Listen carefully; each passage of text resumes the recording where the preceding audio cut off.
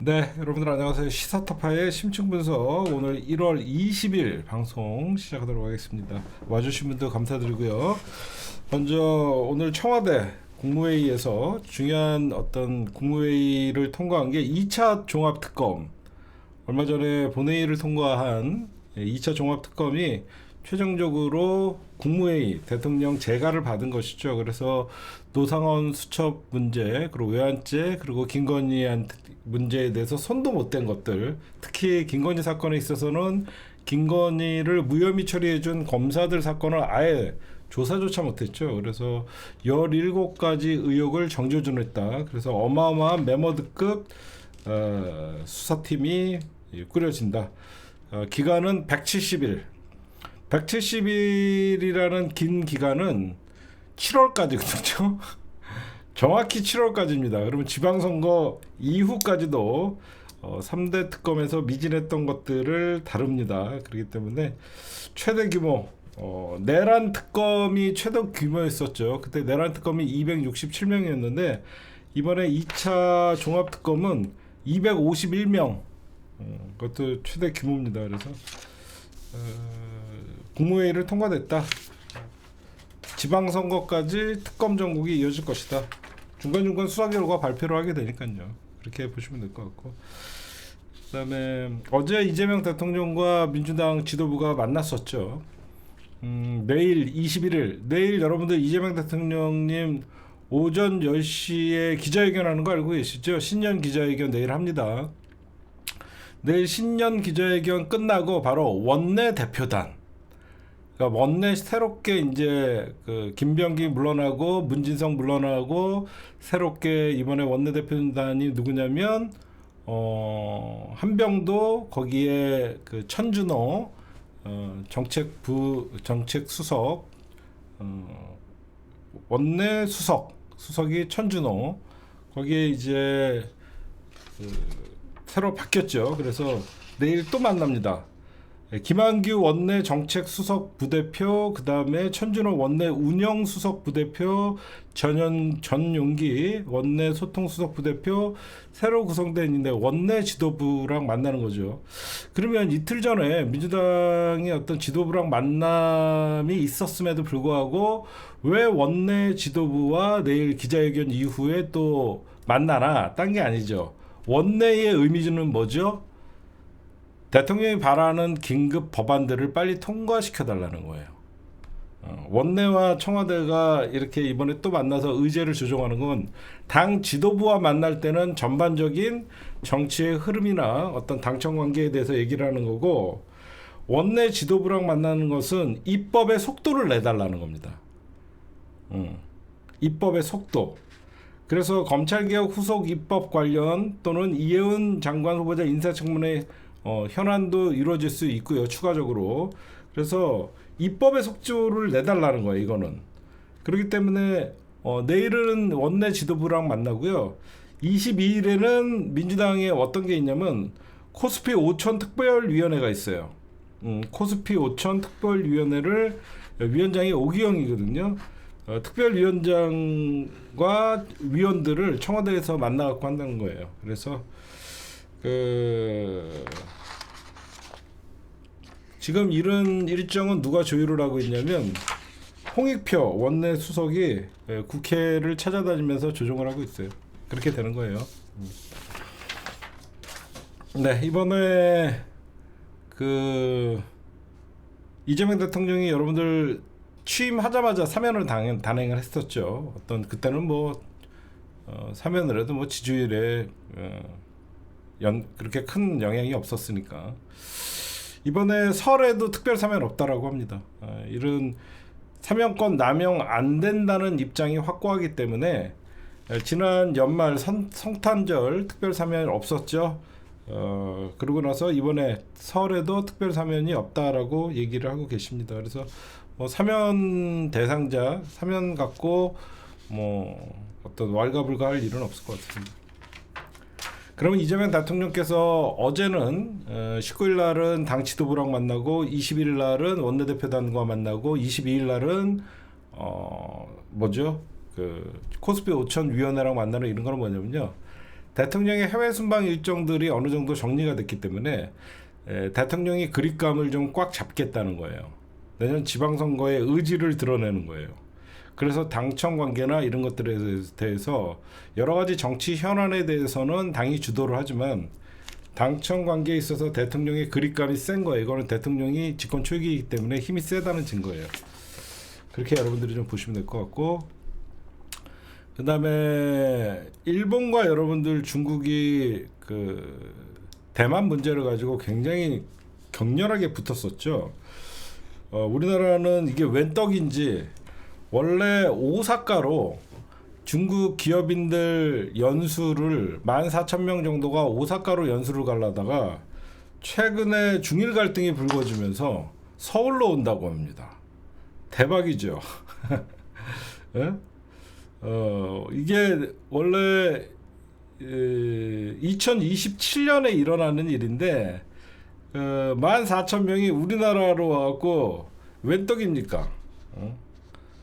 내년 봄에 2주간 열리는 어떤 그 행사들을 위해서 돈만 770억 원 규모의 경제적 파급 효과가 있대요. 싸워라. 우리 빼고 다 싸워라. 우리 빼고 다 싸워라. 그러면 아쉬운 놈이 우리에게 손을 벌립니다. 지금은 중국도 아쉽고 대한민국이, 일본도 우리가 아쉽다 보니까 우리에게 손을 내미는 거예요. 싸워라. 이런 말씀을 좀 드리고 싶습니다. 그 다음에 또 저는 이재명 대통령께서 근본적으로 어떤 일부 민주당 어떤 좀 강한 진보 성향을 띠고 있는 분들에게는 좀 비판받는 내용이 뭐 이해운 임명이나 어떤 중도 확장 이런 거에 대해서 좀 비판하는 시각이 있는데, 저는 이렇게 생각을 해요. 이재명 대통령께서 대통령이 되고 나서 탕평 인사나 어떤 외연 확장, 그리고 의회에 여러분들도 상상하지 못한 인사들을 하는 걸 보면 이분은 오로지 대통령 자리가 어떤 일을 해야 되는지 잘 알고 있는 분이에요. 그러다 보니까 정치는 무조건 국민과 경제에 조금이라도 이바지가 될 수 있다라고 생각을 하면 무조건 사람들이 비판을 해도 우측 행보를 가는 것이고, 다만 이재명 대통령께서 변하지 않는 것은 역사의식이나 관점, 기본적으로 민주당의 파란 베이스에는 벗어나지 않아요. 그것들이 제가 오늘도 뭘 소개해 드릴 거냐면, 이재명 대통령께서 우리가 김구 선생님이나 도사라 안창호 선생님 이런 분들 전부 독립운동 애국지사들 어디 있어요? 국립묘지에 있지 않죠. 전부 효창공원에 있죠. 그래서 효창공원을 국립공원화해라. 나 이런 거 왜 우리가 그 전 정부는 생각을 못했지? 진짜 박수 쳐드리고 싶어요. 대한민국의 진짜 독립을 위해서 목숨을 바쳤던 분들은 전부 효창공원에 계셔요. 친일파 새끼들은 전부 국립묘지에 처음 묻혀 있습니다. 박정희도 그렇고 이승만도 그렇고. 그래서 저는 국립공원을 뭐 우리가 파묘 이런 얘기도 하지만 효창공원을 더 의미 있는 자리로 만드는 것도 중요한 거 아닙니까, 여러분들? 그래서 이재명 대통령께서 효창공원을 국립공원화 방안을 강구하라. 저는 이런 것만 봐도 이재명 대통령의 역사인식이나 이런 것들이 변하지 않고 있으니까 여러분들이 혹시나 실망하지 마셔라, 이런 말씀 좀 드립니다. 네, 그리고 이해운 장관 후보자 문제에 대해서 청와대가 어제 당정 어떤 그 민주당 지도부와 만찬에서 이재명 대통령이 이런 말씀을 하셨어요. 어렵게 모셨다. 정말 어렵게 모셨는데 인사청문회라도 해야 되는 거 아니냐, 이런 말을 강조하셨대요. 그러면 대통령의 의지가 있는 거거든요. 다만 청와대에서 바라보는 이해운 장관의 의혹은 어느 것 하나 가볍게 볼 수 없다. 이게 무슨 말이냐면 청문회를 통해서 국민 여론이 굉장히 나빠진다 그러면 그때 결단하겠다는 거예요. 여러분들 이재명 대통령 입장을 한번 생각해 보세요. 이해운 입장도 있겠지만 이재명 대통령도 이해운을 장관 후보자로 지명하는 과정에서 얼마나 많은 생각을 했고 이해운도 얼마나 많은 고뇌 속에 수락을 했겠습니까? 그런데 국힘당이 반대하고 여론에서 좀 문매를 맞는다고 해서 청와대에서 먼저 지명 철회를 하게 되면 오히려 이해운 철회도 더 나중에는 후폭풍이 심해질 거예요. 그래서 어떻게 보면 철회를 할 때 하더라도 청와대 입장에서는 그 인사청문회를 보고 만약에 국민 여론이 굉장히 이해는 안 되겠다라는 여론이 뭐 70% 80%까지 가면 오히려 청와대에서 지명 철회하는 게 더 쉬워질 거 아닙니까? 그쵸? 제 말 무슨 말씀인지 아시겠죠? 오히려 인사청문회를 해서 국민 여론이 악화가 되면 그때 청와대에서 지명 철회하는 게 더 순조롭고 명분이 있잖아요. 임명권자의 어떤 그 체면도 사는 것이고. 그래서 저는 무조건 인사청문회는 필요하다라고 생각을 합니다. 그래서 오늘 다시 그 청와대에서 기류가 보니까 재송부하자. 국회로 재송부해서 국민들에게 적어도 이해운 인사청문회를 보고 국민들이 판단하게 하자. 응? 그 지금 청와대가 답답해하는 건 저거죠. 누가 봐도 지금 국회에서 판단을 하고 있잖아요. 그렇죠? 이해운이 어떤 낙마할 정도면 그 인사청문회를 보고 국민들이 가만히 있지 않겠죠. 그래서 청와대 입장은 국회의 판단도 존중하지만 국민의 판단으로 검증장이 열려야 된다. 그렇게 지금 생각하고 있어요. 그래서 대통령의 의지가 강하다. 그거는 변함이 없다라고 말씀을 좀 드립니다. 그다음에 요거는 먼저 좀 나중에 할까요? 이거 나중에 하죠. 이건 연관될까? 이재명 대통령이니까 지금 하고 넘어가죠. 외신이니까 나중에 합시다. 바로 요거 할게요. 지금 이재명 대통령의 과거 가덕도 피습 사건이라고 불렀던 사건이 이해할 수 없는 짓거리들을 하죠. 유력 대통령 후보인 정치인이 어떻게 보면 칼로 테러를 당했는데 누가 봐도 저는 그거 다시는 못 보겠더라고요. 있는 이껏 체중을 실어갖고 목을 찌르는 장면이 여러분들 아마 섬뜩하죠. 그런 장면이 여러분들이 전국의 전국의 영상으로 다 남아 있습니다. 그 당시에 희한하게 이 사건을 그냥 무슨 카터칼로 긁혔다. 국힘당은 이런 식으로 받아치고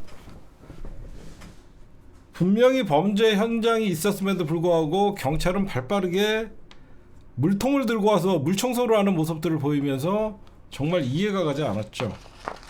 이거는요, 지금 이제 2016년 그 당시에 새누리당이었나요? 새누리당에서 만들었던 테러 방지법이 처음으로 대테러 사건 1호가 된 겁니다.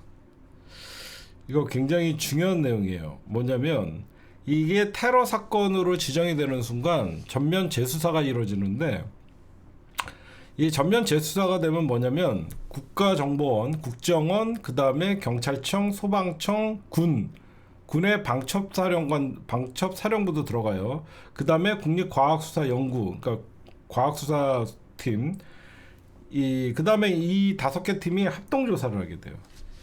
제가 아까 서두에서 좀 말씀드렸지만, 그때 여러분들 이게 사건이 언제 발생을 하냐면 2024년 1월 2일 날 발생했던 사건이에요. 그 당시에 이재명 대통령의 지위는 더불어민주당의 당대표였습니다. 이때 부산 가덕도의 신공항 부지를 둘러보고 이동하던 중에 60대 남자가 휘두른 진짜 칼에 왼쪽 목을 찔립니다. 그때 여러분들 그 칼의 길이가 18cm였어요. 이게 국정원 사건 보고서에 18cm라고 나옵니다. 근데 카터칼로 표현을 합니다. 누가 봐도 은폐 축소하려는 정황이 뚜렷하죠. 이거는 윤석열 정부가 사건을 축소 은폐하려 했던 의혹이 그때 일파만파였어요. 그 이후에 우리가 이재명 대통령 저거는 있을 수가 없는 일이거든요, 사실. 그래서 이거는 두 가지를 수사하면 돼요. 말도 안 되는 경찰의 매뉴얼인 사건 현장을 훼손했던 경찰 누구 지시였냐? 배우가 나타나겠죠. 저는 배우는 국정원이라고 생각해요. 그 국정원 배우는 김건희라고 생각합니다. 어디까지나 저의 개인 내피셜이에요. 왜 그러냐? 여러분들 알다시피 그 당시에 국정원에서 이 사건을 은폐 축소하는데 그 당시에 조태용 국정원장이었고 윤석열과 국정원, 그때 국정원에 김상민 국정원 법률특보가 있었어요.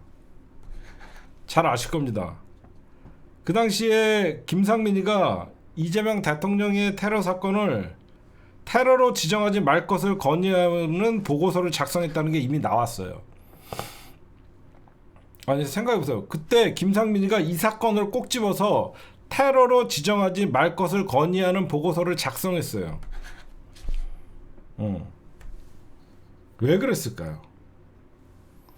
이걸 테러로 지정할 경우에 국정원이 국정원을 수사해야 되니까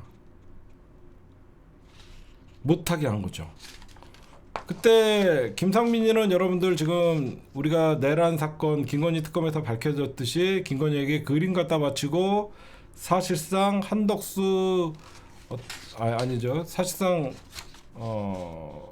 국회의원 출마를 하려고 그랬고 경선에서 비록 졌지만 김건희의 어떤 입김이 들어간 사람이잖아요. 제가 왜 이거는 배우가 국정원이고 그 김건희가 또 그 이후의 배우라고 생각하냐면 경찰 매뉴얼상 저렇게 사건 현장을 훼손하는 일은 아주 센 기관에서 얘기할 때 가능한 겁니다. 저는 그때 그 영상을 다시 한번 요즘도 분석을 하고 있는데 그 주변에 분명히 국정원 직원들이 있었을 거예요. 그쵸? 응? 국정원 직원들이 그 현장에 없을 리가 없어요. 그래서 그 현장에서 바로 그러니까 두 가지가 수사를 받을 거예요. 경찰 그쵸? 경찰을 그 당시에 사건을 은폐 경찰청도 배후 세력이 될 수 있고 경찰청 안에서 누가 그 현장을 훼손하라 그랬는지 그럼 또 경찰청에 누가 지시했는지 테러로 지정되면요 이 사건은 진짜 무섭게 수사가 돼요. 국정원이 나서서 이제 수사를 하는 거예요 직접. 지금 경찰청도 이제 물갈이가 싹 됐기 때문에 그 당시에 누가 어떤 무전이나 그런 교신이나 이런 것들이 다 기록이 남아 있지 않습니까?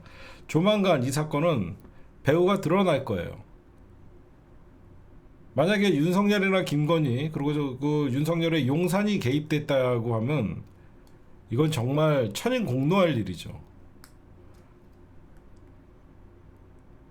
검찰을 이용해서 이재명 대통령을 죽이지 못하니까 결국은 물리적으로 죽이려고 한 거예요. 굉장히 중요한 사건입니다. 그래서 이제 전면 재수사가 벌어질 것이고 그러면 합동 조사 결과 범인의 행위, 테러 방지법상 테러의 구성 요건이 다 충족이 되고 있기 때문에 하게 되고 그러면 이 그 국가 테러 대책위원회가 뭐냐면 국무총리가 위원장, 국가정보원장, 그 다음에 권력기관 뭐 경찰, 그 다음에 소방 이런데 20명으로 구성돼 있어요. 떨고 있는 사람들이 꽤 있을 겁니다. 그러고 나서 느닷없이 이 사건이 뭘로 변질하죠? 갑자기 이재명 대통령 헬기를 뭐라고 해야 되죠? 왜 헬기로 수송했냐 안 했냐 이거 갖고 연병을 해요. 그래서 경찰, 소방, 군 관계 기관에 대한 수사가 진행될 예정이에요. 여기엔 방첩사도 포함되고 소방 그 당시에 소방 헬기 뭐 이런 문제도 있었고 소방, 경찰, 국정원, 군 다 수사 대상입니다. 굉장히 중요한 거예요. 하나하나 바로 잡아 나가야죠. 그냥 넘어갈 일이 아닙니다. 이거 여러분들이 보셔도 굉장히 중요한 일이죠. 그다음에 요거 좀 짚을게요. 오늘 저희 시사타파에서도 여러분들 특혜 의혹이 있었죠. 요즘 가끔 이렇게 단어가 생각이 안 나요. 왜 그런지 모르겠어요. 오늘 저희 시사타파에서도 데일리 민주에서 하는 민주당 주최의 검찰개혁 공청회를 여러분들에게 중계를 해드렸는데, 오늘 이 공청회에서 첨예하게 어떤 찬반 논란들이 있었고, 뭐 공통되게 뭐 명칭 변경이나 이런 건 있었습니다.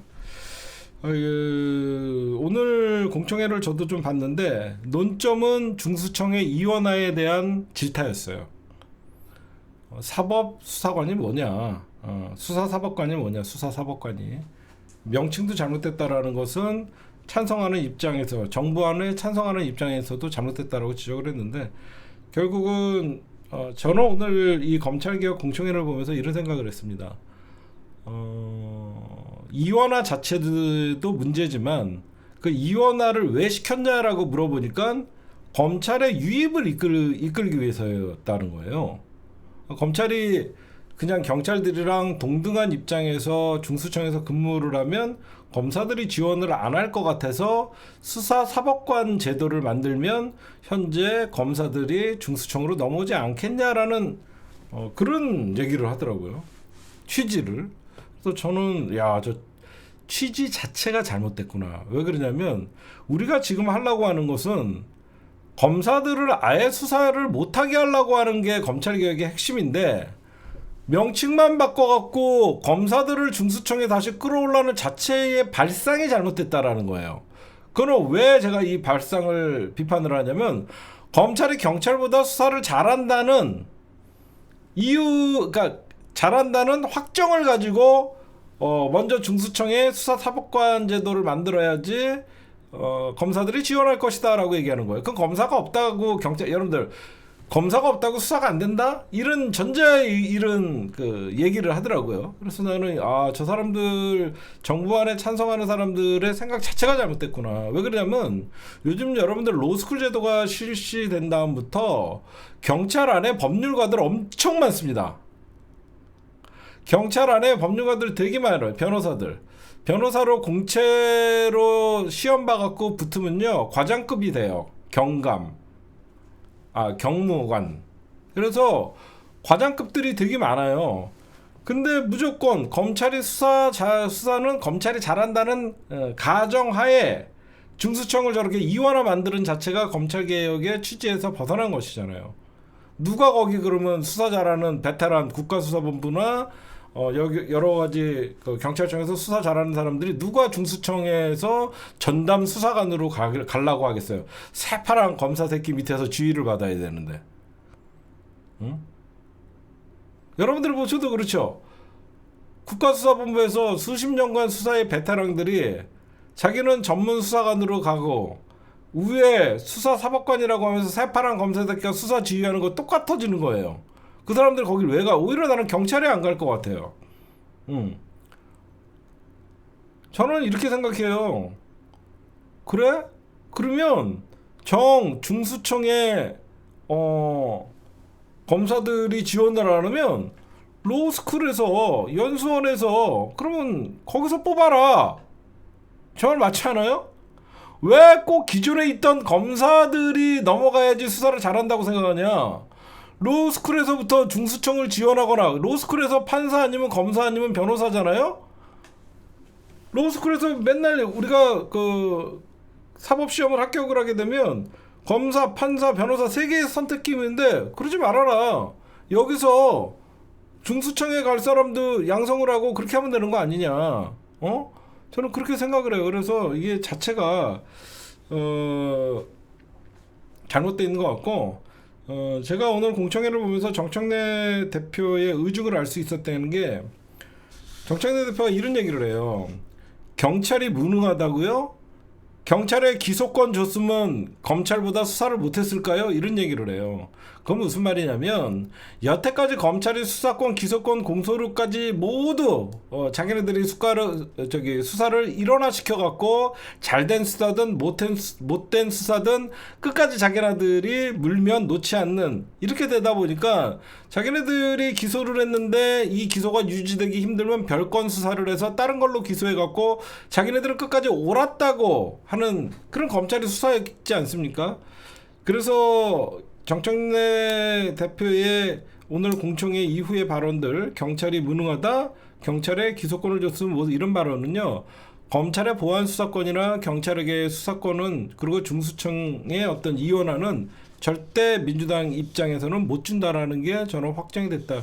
다행히 결국은 이제는 입법부의 문제 아닙니까? 아무리 정부안이 들어오더라도 그 정부안을 가지고 입법으로 결국은 본회의장에서 통과시켜야 되는 건 민주당의 몫이잖아요. 그래서 여러분들이 보시면 저는 경찰 어떤 수사권 문제, 이거는 이미 민주당은 다 예전부터 준비가 돼 있고, 이제는 대통령이 수기 과정을 거쳐라라고 하니까 이런 공청회도 열고 열어서 다양한 목소리를 듣는 거지, 이미 정청래 대표나 여러분들이 예전부터 정청래 대표 어떤 생각 가지고 있는지 우리는 다 알고 있지 않습니까? 그래서 지금 시간이 오히려 신중 모드로 가는 거지, 이미 민주당 대표나 이미 생각은 정해져 있다, 이렇게 말씀드리고, 아까 어떤 분이 중수청을 아예 없애지 그러냐라고 얘기하는데, 저는 중수청 처음에 저도 그런 생각을 했었어요.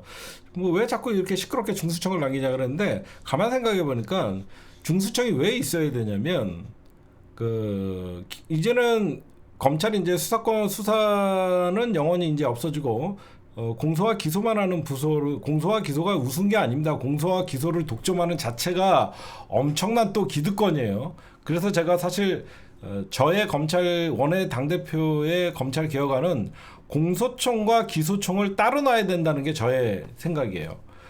공소청이라고 해서 거기서 기소도 하고 공소도 유지하는 자체가 또 짬짬이가 가능하기 때문에, 공소청장, 기소청장을 원래 권력은 쪼개놓을 때 가장 서로 상호 견제가 되는 거거든요.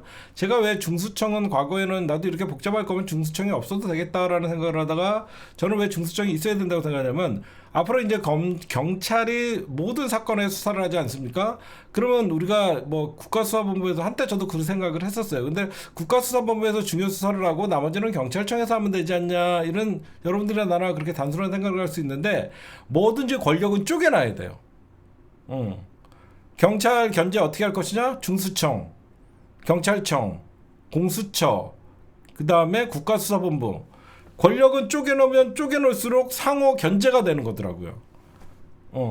만약에 경찰 국가수사본부에서 모든 사건을 수사한다면 거기 안에서 덮으면 끝장이 나잖아요. 근데 경찰청, 중수청, 국가수사본부 이런 식으로 쪼개놓으면, 만약에 이쪽에서 미진한 사건은 다른 데에서도 수사할 수 있게끔 그걸 터놨더라고요, 지금 보니까. 그러니까 혹시 이렇게 복잡한데 왜 이렇게 말 많은 중수청을 만들려고 하냐, 중수청의 취지가 지금 왜곡되고 잘못 나가는 검찰 개혁의 어떤 정부안이 나와서 그러지, 중수청을 올바르게 중대범죄수사처니까 말 그대로 지금 뭐 9개의 중대범죄를 한다 그러면 거의 다 진행한다는 건데, 여기서 진짜 핵심적인 사안들 3-4가지만 중수청에서 하게끔 하고 나머지 사건들은 경찰청과 국가수사본부 이렇게 나누면, 저는 훨씬 더 우려를 표명하는 어떤 사건, 수사의 질이 떨어지니, 경찰이 사건을 덮어버리면 어떻게 하니, 이런 것들에 대해서 이제는 더 견제가 되지 않을까. 왜냐하면 검찰이 덮으면 밝혀낼 재간이 없지 않습니까? 근데 만약에 경찰청이 덮으면 중수청이 발견해서 잡을 수 있는 것이고, 중수청이 덮어버리면 국가수사본부에서 수사를 할 수 있어서, 저는 견제할 수 있는 기구들이 많이 있었으면 좋겠어요. 그래서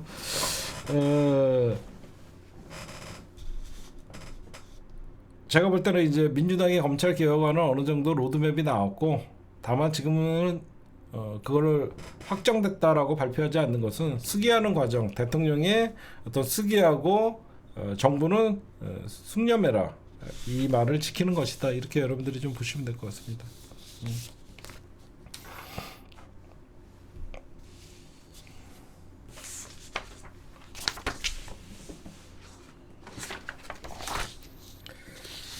그 다음에 여기 방송 내용에 쓸 게 없어서 못 썼는데, 내일 우리 덕수옹 내일 제대로 임자 만났죠. 저는 모릅니다. 저는 그냥 그거는 국무회의도 아니었고 저는 그냥 좀 한 번만 살려주십시오. 연병하다가 내일 임자 만났죠. 이진관 판사.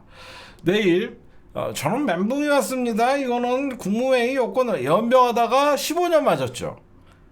한덕수 내일 이진관 판사, 우리가 이번에 내란 재판 보면서 가장 우리의 마음과 비슷하게 재판을 진행했던 이진관 판사가 내일 한덕수의 운명을 좌지우지합니다. 내일 1심 선고 나자마자, 여러분들 왜 이게 중요하냐면요, 내일 1심 선고 나자마자 한덕수 구속당하는 거예요. 법정 구속당하는 거예요. 당연히 법정 구속이죠. 아니 당연히 법정 구속이죠. 이게 형이 여러분들 뭐 1년, 2년, 3년 해갖고 집행유예가 아니라 검찰에서 15년을 구형했기 때문에 한덕수는 내일 무조건 구속이거든요. 진짜 내일 구속되는 날이에요. 그래서 내일 윤석열 체포방해 1심 이어서 22일 내일 오후 2시에 이 재판이 생중계됩니다. 사건은 내란 우두머리 방조 등 뭐 사건 돼서 제가 하도 많아갖고 제가 뭐 허위공문서 작성, 이미 허위공문서 작성은 백대현 판사가 이미 얘기를 해놨기 때문에 이거는 빼도 박도 못하고요. 이진관 판사가 허위공문서 작성이나 이런 것들의 선고에 있어서는 전혀 부담이 없죠. 백대현 판사가 정리를 잘해줬잖아요. 그래, 아무튼 내일 만약에 이진관 판사가 좀 속 시원한 판결을 좀, 만약에 검찰이 15년을 구형했는데 이진관 판사가 20년을 때려버릴 수도 있습니다. 우리가 이진관 판사 하면 대쪽 같은 그런 모습들을 봤기 때문에 내일 관심이 집중됩니다, 여러분들. 예, 마지막으로 뭐 돈가스 먹다가 여기저기서 사진이 찍혔다라고 뭐 근데 그거 욕하지 마세요.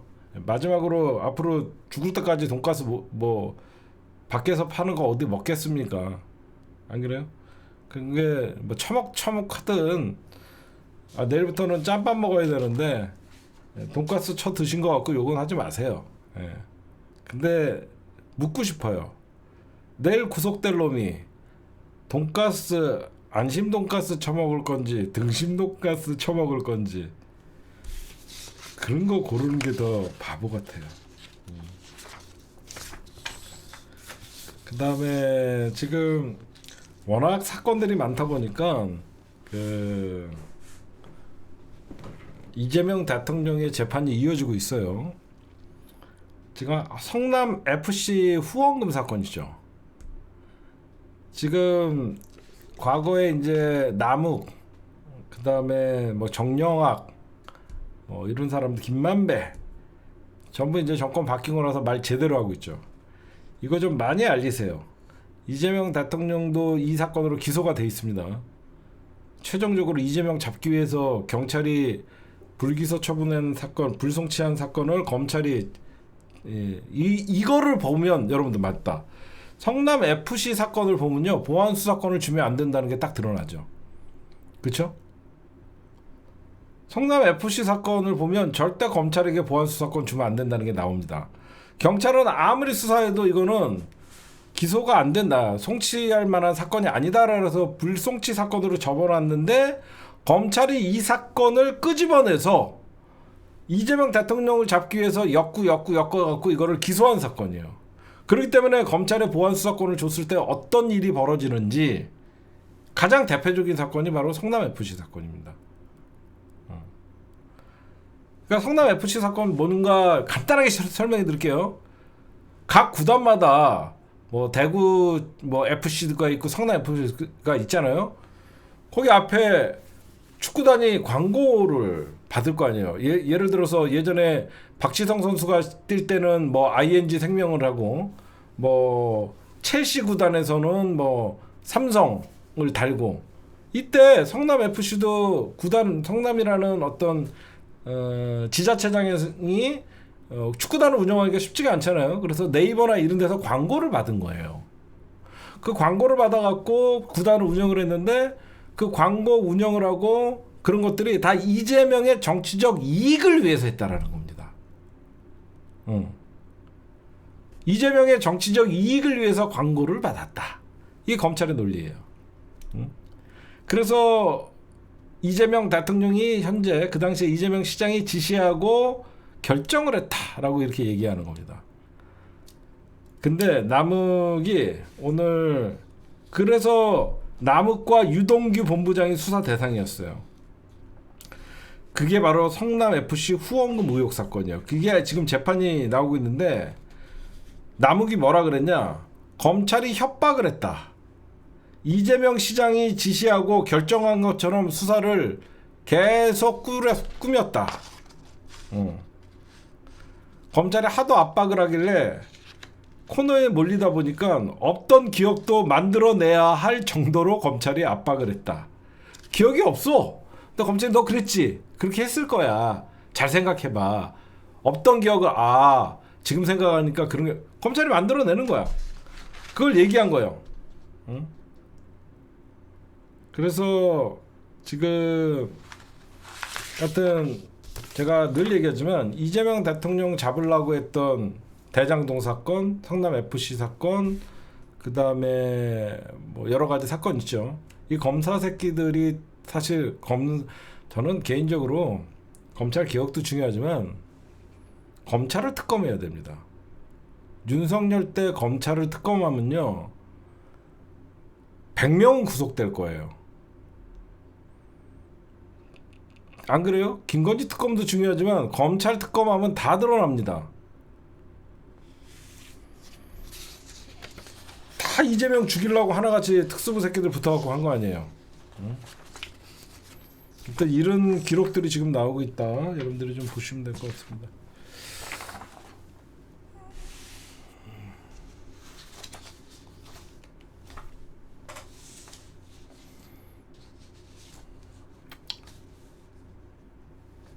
그 다음에 어제는 청와대에서 김병욱 정무비서관이 사퇴를 하고 성남시장에 도전을 했죠. 이번에는 진석범 청와대 선임행정관이 사퇴를 하고요.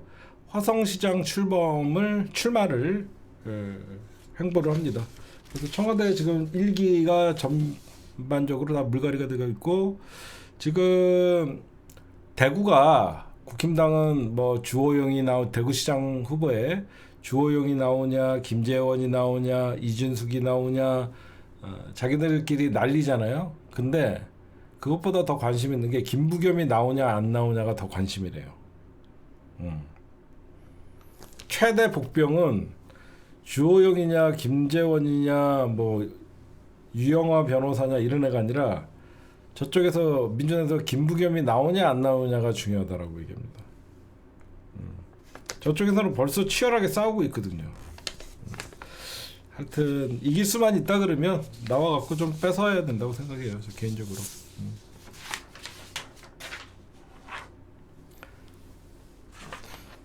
그 다음에 요거 짚고 국힘당 얘기는 2부에서 하도록 하겠습니다. 갑자기 여러분들 트럼프가 가자지구 평화위원회에 우리나라를 초청을 합니다. 왜 그런 거냐면 지금 이재명 대통령이나 외교부나 굉장히 당황스러울 거예요. 굉장히 당황스러울 거예요. 이 트럼프가 갑자기 가자지구 평화위원회에 대한민국도 들어와 달라라고 하는 게 이게 60개국을 초청을 한 건데 어떻게 69개국이냐면 대한민국을 포함해서 프랑스, 독일, 오스트리아, 캐나다, 유럽연합, 이집트, 트리키에, 이스라엘, 러시아, 벨라루스 60개국의 촉장을 발송을 했어요. 근데 프랑스는 거부했어요. 이거 뭐냐면 유엔이 지금 유엔 사무총장이나 이런 사람들이 트럼프에 대해서 곱게 지금 호락호락하게 찬성을 안 해주니까 이게 트럼프가 사실상 제2의 유엔 기구 같은 걸 만드는 거예요. 이게 가자지구 전쟁 종식과 관련해서 평화위원회가 사실상 유엔을 대처해서 미국 주도의 재건 사업이나 이런 것들을 미국 주도로 하려고 그런 거예요. 지금 유엔의 역할을 미국이 직접 하려고 하는 거예요. 유엔 사무총장이나 이런 사람들이 트럼프에게 어떤 반대 성명을 내고 그러다 보니까 유엔조차도 지금 무시하고 있는 거예요. 그래서 이재명 대통령이 참 곤란할 거예요. 지금 프랑스의 마크롱 대통령이 나는 평화위원회에 참석 안 한다라고 하자마자 여러분들 뉴스에서 오늘 적어 보셨죠? 도람프 프랑스산 와인의 관세 200% 요거 때문에 그런 거예요. 와인과 샴페인의 관세 200% 때렸다. 아마 그거만 아마 헤드라인으로 여러분들이 도람프가 와인이랑 샴페인의 프랑스산 관세 200% 요거 참여 안 한다고 한 거예요. 그래서 이재명 대통령께서 지금 우리나라 반도체 문제나 여러 가지 아직 완전한 매듭이 안 돼 있기 때문에 어떻게 해야 될지는 아마 좀 보셔야 될 것 같습니다. 예, 오늘의 주요 뉴스였습니다. 네, 여러분들 2부 장동혁 단식 지금 6일째인데 누가 보면 어제부터 관짝이란다. 누워갖고 거의 누가 보면 한 50일 단식했는 줄 알아요. 응? 누가 보면 한 50일 단식해갖고 지금 쓰러져 있는 줄 알아요. 지금 장동혁 단식이 지금 6일째인데 일단 장동혁은 성공한 단식이에요. 왜 그러면 오세훈, 박형준, 안철수, 유승민 즉 장동혁에게 비판적인 시각을 갖고 있던 사람들이 모두가 총집결했어요. 이게 뭐 이제 시간은 장동혁의 편이 된 거예요. 그러면 누가 가장 긴장을 하냐? 한동훈인 거예요. 왜 그러냐? 장동혁이가 단식이 계속 시간이 뭐 7일째, 8일째, 9일째, 10일째 이렇게 넘어가는 순간 계속 지금은 무관심이잖아요. 민주당도 그렇고 장동혁 단식에 대해서 뭐 명분이 없다 이런 비판적인 시각도 나오고 그러지만 시간이 진짜 오래 단식이 이어지면요 장동혁 단식은 주목이 받습니다. 그러면 어떤 장동혁에게 힘이 실리는 것이죠. 과거 장동혁이가 뭐 윤어게인과 단정을 못하고 그럴 때 필리버스터 거의 하루 24시간을 하면서 주목을 받았듯이 지금 장동혁 단식이 길어지면 길어질수록 긴장하는 건 한동훈이다. 왜 그러냐? 장동혁이가 이제 지지층을 결집시키고 본인에게 힘이 실리면 한동훈 제명을 그냥 강행해 버릴 수가 있어요. 그렇죠? 여러분들 무슨 말씀인지 아시겠죠? 한동훈이 지금 제명만 이미 제명이 됐고 최고위에서 결정만 하면 되는 문제잖아요. 그러다 보니까 지금 오세훈이건 박형준이건 안철수이건 유승민이건 겉으로는 한동훈 지지자들을 의식해갖고 과했다라고 얘기하지만 사실 이 사람들도 한동훈이가 제거되면 좋아할 사람들이죠. 잘 생각해보세요. 겉으로는 한동훈 제명이 과했다라고 하면서 한동훈 편드는 것 같지만 국힘당에서 진정 한동훈 편이 누가 있습니까? 그냥 한동훈이 당원들 지지세가 좀 있으니까 한동훈 지지 팬클럽들을 의식해서 한 말씀 해준 거잖아요. 그러면 만약에 장동혁이가 이 단식이 명분이 없다 그러면 오세훈, 박형준, 안철수, 유승민 장동혁을 비판했던 사람들이 모일 리가 없잖아요. 그래서 제가 보면 단식의 출구 전략이 없어요. 문제는. 근데 당 통합의 필요성을 강조한 것은 한동훈을 통합하자는 게 아니에요. 유승민이나 안철수나 이런 사람들은 탄핵을 찬성했던 사람들도 같이 가자라는 말이지 꼭 거기에 한동훈도 같이 가자는 건 아니거든요.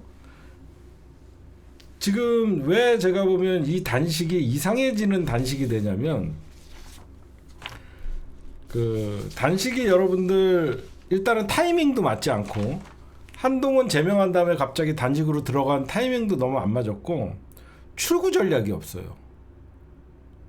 출구 전략. 그러니까 예를 들어서 단식을 그만둘 때 둘 중에 하나거든요. 자기가 요구했던 걸 관철할 때, 과거에 김성태가 단식할 때 민주당이 드루킹 특검을 받아줘서 단식을 멈췄잖아요. 지금 여러분들 보듯이 장동혁이가 주장하고 있는 게 통일교 특검, 그리고 민주당의 공천원금 특검, 그걸 쌍특검 하자는 거예요. 민주당이 이거 받을 수 있는 게 없어요. 그리고 민주당은 이미 통일교 특검, 신천지 특검을 같이 하자라고 이미 얘기를 했어요. 그럼 오히려 장동혁이가 주장하는 거를, 오히려 민주당이 주장하는 거를 장동혁이가 받아야 되는 입장이에요. 그래서 오늘 송원 출구 전략이 없다 보니까, 그러니까 제가 방금 얘기했듯이 단식을 멈출 때 두 가지인데, 하나는 거기 꼴딱꼴딱 할 때 진짜 위험해 갖고 쓰러져 갖고 의사가 바로 후송을 할 때 못 이기는 척하면서 가갖고 강제로 단식을 멈추게 하는 거, 생명에 완전 위기가 왔을 때. 두 번째가 본인의 요구가 수용될 때. 근데 이미 본인의 요구는 시작할 때부터 민주당이 통일교 특검 한다 그랬거든요. 그렇죠? 민주당이 처음부터 통일교 특검 플러스 신천지 특검 하자 하는데 오히려 지가 안 받았어요. 신천지 특검을 안 받은 놈이 특검을 하재요. 그러니까 이게 출구 전략이 애매한 거예요. 여러분들이 보셔도 그렇죠. 이게 왜 이상한 대로 흘러가냐면요. 지금 국힘당 안에서는 장동혁이 단식을 하면 장동혁이 단식을 멈추게 해야 되잖아요. 근데 멈추게 해야 되는데 지금 국힘당 안에서 무슨 소리가 나오냐면 한동훈 찾아가라예요. 웃기죠? 장동혁이의 단식을 멈추기 위해서는 한동훈이가 찾아가래요. 그게 무슨 말이에요? 지네들도 지금 장동혁이가 단식하는 이유가 한동훈 때문이라는 걸 내부에서는 노골적으로 얘기를 하는 거예요. 장동혁 단식이랑 한동훈이랑 무슨 상관이길래 오세훈이도 갔고 박지현도 갔고 안철수도 갔고 유승민도 갔으니까 이번엔 한동훈 가라 계속 얘기해요. 한동훈이가 장동혁이 단식장 찾아가는 거랑 장동혁 단식 중단 또는 이어지는 거랑 무슨 상관이에요? 응? 그러니까 사람들은 한동훈 때문에 단식하는 거냐 이런 얘기가 나오는 거예요. 응? 결국은 이게 단식이 여러분들 이제 일주일째로 접어들잖아요. 그럼 어떤 현상이 벌어지냐면 장동혁에게 힘이 실릴 수밖에 없어요. 장동혁에게. 농성 명분이 쌍특검인데 민주당이 지금 여러분들 알다시피 공천원금 사건 받을 리가 없잖아요. 그러면 자기가 얘기하고 있는 단식의 이유가 관철되지 않아요. 그러면 어떻게 빠져나와야 되는 거예요. 그래서 송원석이가 이제 나섰죠. 송원석이가 나서서 이번에 새로 임명된 홍익표 정무수석부로 단식장에 와라. 근데 여권에서는 쌍특검을 받을 이유가 없죠.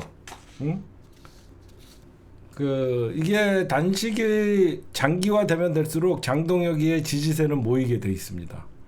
그러면 가장 긴장하는 것은 진짜 한동훈이 제명해갖고 이제 커피나 스타벅스 커피 들고 도서관 가갖고 책 읽고 연병으로 해야 돼요. 그리고 그러면 왜 송원석이가 나섰냐? 그리고 송원석이는 오늘 얘기해요. 민주당 요구대로 신천지 특검을 조건부 수용을 하겠다. 조건부 수용. 이게 무슨 말이냐면 민주당이 너무 무관심하니까 알았다. 그러면 신천지 특검 받을 테니까 통일교 특검 하자. 이거 무슨 말이냐면 왜 송원석인 특검을 따로 하자는 거냐면 통일교 특검은 아무래도 여러분들이 보셔도 국힘당이 많이 관여가 돼 있죠. 그러다 보니까 민주당이 추천안을 주라고 할 것 같아요. 신천지 특검은 자기네가 임명하는 검사로 하겠다는 거죠. 그러니까 통일교 특검은 민주당 추천 검사, 신천지 특검은 자기네 추천 검사로 하자는 이 꼼수가 있는 거예요. 그래서 따로 하자는 거죠. 근데 민주당 입장에서는 신천지와 통일교 특검을 한 번에 묶게 되면 국힘당이나 민주당이나 둘 다 빠지게 되고 가장 의석이 많은 조국혁신당이나 다른 정당 여야당에서 후보자를 추천하면 이재명 대통령이 임명하게 되는 것이죠. 무슨 말씀인지 아시죠? 이 꼼수예요, 이거는. 그러면 적어도 신천지 특검에서 엉뚱한 결과가 나오거나 사건이 민주당으로 번질 수도 있고 민주당과 관련이 없는데도 신천지 특검은 뭐 혐의가 없다 이래버리면 민주당이 또 그래서 이 통일교 특검은 뭐 민주당과 야당이 임명하되 뭐 신천지 특검은 자기네들이 임명이다 그런 꼼수를 부리는 거예요. 그러니까 안 그러면 뭐하러 따로따로 해요. 그냥 통일교 신천지 합해하게 되면 민주당도 그리고 국힘당도 빠져야 되니까 그럼 조국혁신당이나 야당 어떤 특검 지명을 할 수가 있으니까 이런 꼼수가 있는 것이다라고 여러분들이 보시면 될 것 같습니다. 그러니까 장동혁 단식이 길어지면 길어질수록 결국 장동혁에게 힘이 실리면 가장 위태로운 것은 한동훈이에요. 장동혁이가 이제 힘을 딱 받고 다시 당대표로 복귀했을 때 가장 먼저 처리해야 될 게 한동훈 당원 게시판 논란을 정리해야 되거든요. 힘 받을 때 정리할 거 아닙니까? 장동혁이가 만약에 한동훈이나 윤석열과 단절하려고 그랬으면 진작에 그러지도 않죠. 지금 장동혁이는 오로지 자기 당대표 자리 유지가 필요하니까 지지세를 모으고 윤 어게인 세력들에게 입맛에 맞는 한동훈 제명은 이미 마음에 정했거든요. 여러분들이 그렇게 보셔야 될 것 같습니다. 그 다음에 드디어 홍준표가 과거에 2021년 20대 대선 때 얘기했던 게 진실로 드러납니다. 신천지 지금 여러분들 알다시피 검경 특별합동수사본부에서 통일교 신천지 사건 수사하고 있는 거 알고 계시죠? 여러분들 알고 계시죠? 지금 통일교 신천지 사건이 특검이 지금 시작이 안 됐다 그래서 사건은 수사를 놓고 있는 게 아니라 이재명 대통령이 이런 어떤 종교가 정치에 개입하는 거 왜 특검 기다리냐고 해서 검경 합동수사본부가 이미 수사를 시작했어요. 그래서 지금 요즘 나오는 신천지 신도들이 이제 자백을 하고 있잖아요. 그거 뭐냐면 합동수사본부에 끌려가갖고 지금 얘기하는 것들이 기사로 나오는 거예요. 지금 합동수사본부에 끌려갔고 신천지 신도들 그다음에 이인자 이런 사람들 끌려가서 그 당시에 국힘당에 집단적으로 가입했다 그런 것들이 나오는 거예요. 그래서 지금 보시면요. 오늘만 봐도 작전명이 필라테스였대요. 신천지가 국민의힘에 들어가는 작전명이 필라테스였고 매뉴얼이 따로 있었대요. 여러분들이 잘 보셔야 돼요. 신천지는 언제 집중적으로 국힘당에 입당했냐면 윤석열, 홍준표 대선 경선 때, 경선 전. 무슨 말씀인지 아시겠죠?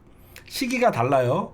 2021년 5월부터 7월까지 윤석열이가 검찰총장을 사퇴하고 사실상 대선에 도전하는 시기에 맞춰서 신천지가 이만희의 지시에 의해서 대거 가입을 합니다. 그때 왜 가입을 했냐? 여러분들 알다시피 코로나 사태 때 이재명 그 당시에 지사뿐만 아니라 민주당에서 그리고 문재인 정부에서 신천지에 대해서 압박을 했고 압수수색을 하려고 그랬는데 그 압수수색 영장을 2번이나 기각한 게 윤석열이었습니다. 그건 다 알고 계시죠? 이만희의 신천지를 압수수색하려고 해서 그 당시에 이재명 지사가 신천지 앞까지 쫓아갔던 거 여러분들 영상을 통해서 다 보셨고 그때 신천지 압수수색을 2번이나 영장 기각한 게 윤석열이었어요. 그래서 이만희가 제가 알기로는 이만희가 그때 노골적으로 이재명이 대통령 되면 우리 다 죽는다. 그래서 당원 가입을 전폭적으로 시작한 게 국힘당의 대선 경선 대선이 2022년 3월에 있었죠. 그래서 윤석열이가 탈당과 동시에 이제 8월인가 윤석열이가 아마 2021년 8월 정도에 제가 알기로는 윤석열이가 국힘당에 입당을 해요.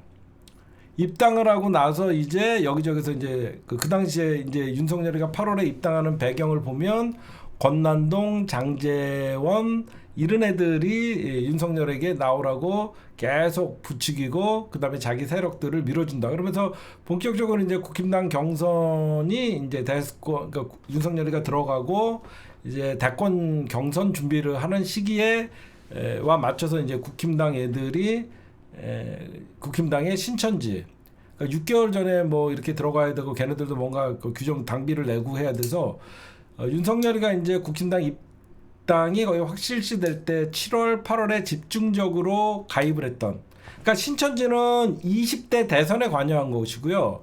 통일교는 2023년 권선동 그러니까 이준석 내쫓고 권성동 당대표 시절 때 통일교는 집중으로 들어간 거예요. 신천지와 통일교는 시기가 다르죠. 그때 여러분들 이거 보시면 홍준표의 말이 다 맞는 게 지금 어제 국힘당에서 발표한 걸 보면 국민의힘 당원이 지금 회비 내는 당비 내는 책임 당원이 100만 명이라고 쟤네들이 뭐 맞는지 모르는지 얘기를 해요. 100만 명이라고 떠들어요.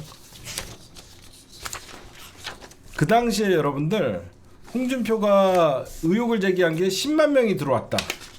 신천지가 10만 명이 들어왔다라고 하면서 2021년에 의혹을 제기했었어요. 이게 2022년 3월 대선을 앞두고 신천지 신도들이 대거 들어왔다 얘기가 나왔었는데 지금 합수부에서 조사를 했더니 2021년 5월부터 7월까지 본격적으로 이제 신천지 신도들이 국힘당에 입당을 하면서 어느 정도 윤석열 기반을 만들어 놓고 그러면 누가 지시했냐? 이만희가 직접 지시했다고 합니다. 전국 청년연 회장, 부녀회장, 장년 회장 짓을 내렸고 신천지 총무 뭐 이런 사람들 다 했고요. 지금 녹취도 확보를 했다라고 얘기합니다. 여기서 보시면요. 최소 5만 명. 저는 10만 명이라고 홍준표가 얘기한 게 맞다라고 생각한 게 이걸 보셔야 돼요. 뭘 보셔야 되냐면 그 당시에 여러분들 윤석열이랑 홍준표랑 대선 경선을 할 때 국힘당에서 투표를 한 사람이 36만 명이에요. 당원은 100만 명이라고 떠들었지만 36만 명이 투표를 했어요. 투표 인원은. 근데 이 36만 명 중에서 윤석열이가 21만 표를 가져가요. 홍준표가 12만 6천 표를 가져가요. 엄청난 차이, 거의 10만 표 차이가 나잖아. 그래서 홍준표가 10만 명 가량. 왜냐면 그 당시에 국민 여론조사에서는 홍준표가 윤석열을 10% 이겨요. 홍준표가 윤석열을 국민 여론조사에서는 10% 앞서는데 당원 투표에서 거의 10만 9만 표 이상을 진 거예요. 그래서 이게 그 당시에 갑자기 5만 명 이상, 여러분들 보세요. 만약에 최소 5만 명이라고 하면 윤석열이가 여러분들 21만 표 얻었잖아요. 이 21만 표에서 5만 표를 빼봐요. 그러면 윤석열이가 최소 5만 명이라 그럼 16만 표를 받았다고 칩시다. 그러면 홍준표가 그 당시에 12만 6천 표예요. 그럼 정상적으로 하면 홍준표가 대선을 이겼겠죠. 10만 명이었으면 10만 명이 가입된 홍준표 주장대로 신천지가 10만 명이 가입됐다 그러면 윤석열은 11만 표 얻은 거예요. 홍준표는 12만 6천 표고요. 그래서 홍준표가 여러분들 일을 가는 거예요. 저 윤석열, 저 한동훈, 저 검사 새끼들이 당을 망치고 나라를 망쳤다고 얘기하는 게 사실 홍준표 입장에서는 빼앗긴 대통령 후보였던 거예요. 빼앗긴 대통령 자리였다라는 거예요. 그리고 왜 윤석열이랑 한동훈을 향해서 홍준표가 계속 욕하냐면 2016년 탄핵도 그때 탄핵 국면이 아니었으면 자기가 문재인이랑 해볼 만했다라는 거예요. 근데 그 당시에 특수부 윤석열과 특검이 박근혜 탄핵을 이끌어서 자기 탄핵 정국에 자기가 그때 기회를 한번 놓쳤고 또다시 이 윤석열과 그 윤석열을 끌어들인 권선동, 그 다음에 친윤이라고 하는 장제원, 윤환홍, 이철규 이런 놈들을 엄청나게 그래서 홍준표가 비판한 거예요. 2번이나 대선에 자기에겐 기회가 있었는데 날렸다라고 생각해서 최근에 이제 윤석열 탄핵과 동시에 이 당에는 미래가 없다라고 하면서 나가갖고 이런 얘기를 하는 것이죠. 그래서 홍준표가 유사종교 밀착 없어져야 된다라고 하면서 사실상 신천지 특검에 힘을 실어주는 거예요. 그러니까 여러분들이 헛갈리시면 안 되는 게 신천지 사건은 2022년 대선 어떤 윤석열과 홍준표의 대선 경선 과정이었던 2021년에 대거 입당한 사건이고, 통일교 사건은 그 당시에 국민의힘 전당대회를 앞두고 통일교가 대거 입당한 사건이다. 이렇게 두 가지를 좀 구분해서 보면 될 것 같고, 결국은 송원석이가 특검을 이원화시켜서 따로 하자는 이유는 통일교 특검은 뭐 민주당이 어떤 뭐 지정을 하던, 왜 그러면 통일교 특검에는 민주당 인사도 나오니까 민주당이 지정해도 뭐 자기네들이 불리할 거 없다라고 생각하는데, 신천지 특검 같은 경우에는 그러니까 서로 이렇게 좀 자기네들 유불리를 따져봤을 때 송원석 입장에서는 신천지 특검이 더 아킬레스건이거든요. 자기네가 특검을 받고 특검을 자기네가 정하려고 하는 거죠. 그래, 민주당이 주장하는 신천지 특검 받아줄게, 근데 후보는 우리가 추천할게, 이걸로 목리를 부릴 가능성이 많죠. 그렇게 여러분들이 보시면 될 것 같습니다. 그래서 작전명은 필라테스였대요.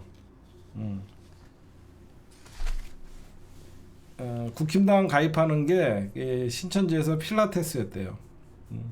평신도 입당은 구두로 지시하고요. 입당 명단 보고서 등은 폐기하라고 지시를 내리고, 정당법 위반을 피하기 위해서 각종 매뉴얼들이 내려왔고, 지금 이게 20대 대선을 앞두고 가장 활발하게 입당을 했다. 이렇게 들어오는 것 같아요. 저는 그때 국힘당에 입당해서 윤석열을 지지했던 이 청년 조직들이 많이 들어왔거든요.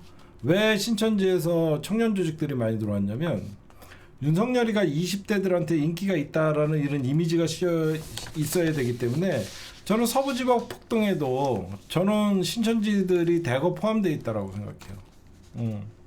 그 당시부터 20대들 뭐 표가 넘어갔니 여론을 주도하고 그런 거 보면, 제 개인적인 생각에는 청년 회장, 청년 부장 막 이런 사람들이 대거 청년들 중심으로 당원 가입이 이루어져서 서부지법 폭동이나 이런 것들에 대해서도 굉장히 국힘당이 저렇게 급격하게 극우화된 건 정광훈 세력이나 전한결 세력 같이 보이지만, 그 이면에는 신천지 세력들이 주도를 하지 않나 이런 생각이 좀 듭니다.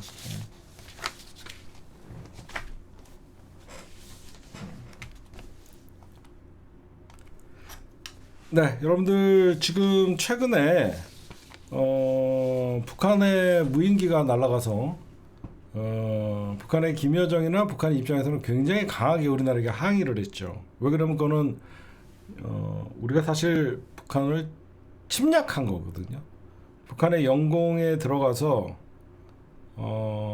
사실 불법을 저지른 거 맞습니다. 유엔, 그리고 지금 남북 관계에 있어서도 굉장히 위험한 거예요.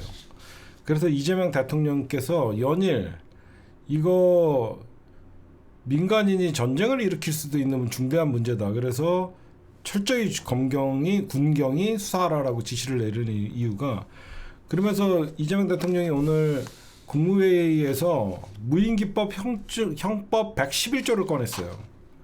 이 형법 111조를 이재명 대통령도 변호사잖아요. 이게 뭔가 제가 좀 찾아봤어요. 사전죄라고 합니다. 사전죄가 뭔가 했더니 사적으로 전쟁을 벌인 죄라는 뜻이라는 거예요. 되게 무서운 말이더라고.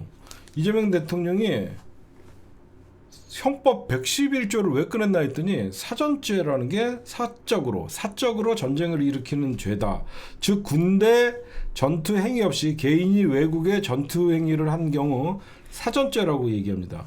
이거는 1년 이상 유기 금고에 처하게 돼 있다. 이게 무슨 말이냐면 이거는 벌금형이나 그런 게 아니라 이게 만약에 되면 무조건 1년 이상이라는 거예요.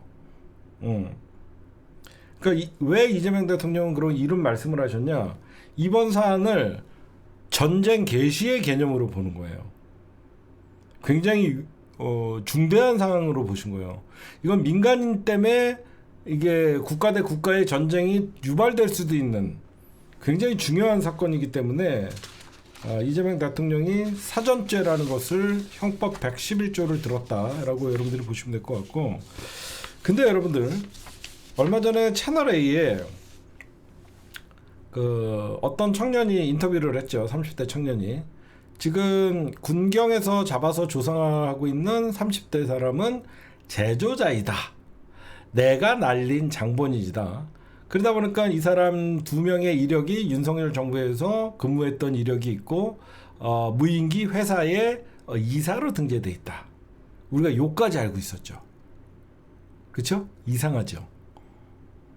왜 그러면 보냈냐라고 했더니 북한의 뭐 오염도를 뭐 측정하기 위해 했다. 지금 보니까 박선원 의원이 정리한 거를 제가 좀 분석을 해보니까 얘네들이 일했다고 하는 무인기 업체 자체가 군 정보사에서 만든 회사입니다. 무슨 말씀인지 아시겠죠? 얘네들이 민간 무인기 회사에서 이사로 일한 것 같이 꾸며져 있지만 이게 소유가 정보사예요. 그러니까 군 정보사와 같이 일한 겁니다. 얘네들은 공작 임무까지 했던 거예요. 그래서 윤석열 용산에서 근무를 했던 거예요. 그리고 얘네들이 언론사 2곳을 갖고 있었어요. NK 모니터, 글로벌 인사이트 이 2개의 어떤 언론사도 운영을 했다라고 한 거예요. 이것도 그러니까 아까 그 회사는 드론사가 갖고 있는 회사고 이거는 정보사가 갖고 있는 것 같아요. 희한합니다. 갑자기 수사가 진행되니까 30대 오모 씨라고 하는 아까 어떤 분이 실명을 얘기를 했는데 오인택이가 얘기한 자기가 발행인으로 있는 인터넷 매체인데 수사가 시작되니까 사이트를 폐쇄를 합니다. 그렇죠? 여기서 이제 결정적인 게 나와요. 이 무인기 업체는 정보사 안에 있는 드론사의 위장 업체예요. 제 말 이해가 가십니까? 군의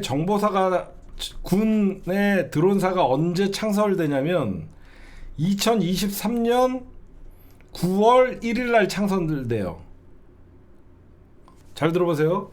2023년 9월 1일 날 드론사가 창설이 돼요.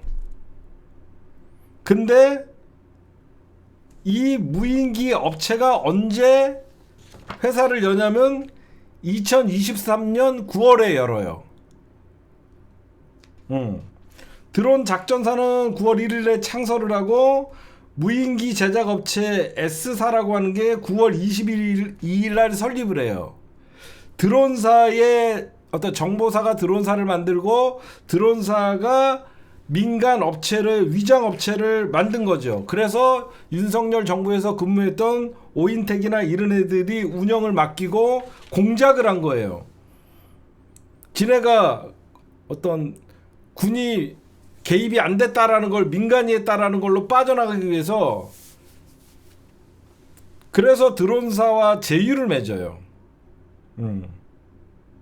그러면서 인터넷 언론사를 만들고 저 인터넷 언론사는 정보사의 돈이 지원됐대요.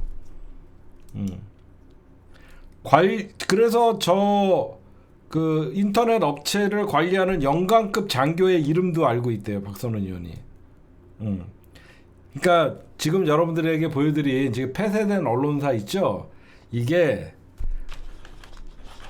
방첩사가 운영하는 군 위장 회사라는 거예요. 언론사도 군에서 운영하는 위장 언론사였고 이 민간 오인택이 대표로 있는 이 드론사도 군이 운영하는 회사였다라는 거예요. 이 무인기 제작 업체도 드론사에서 운영하는 민간으로 위장한 전부 윤석열 정부가 위장으로 만들어 놓은 거죠. 이 돈이 어디서 흘러들어가는 정보사에서 흘러 들어간 거예요. 그래서 이 새끼들이 갑자기 수사가 시작되니까 인터넷 업체를 서버를 닫아버린 거예요. 아직도 군에는 이 정보사, 드론 작전사 이런 불법적인 계엄에 연관돼 있는 자들이 남아 있는 거죠. 그러니까 아직도 저런 짓거리를 하죠.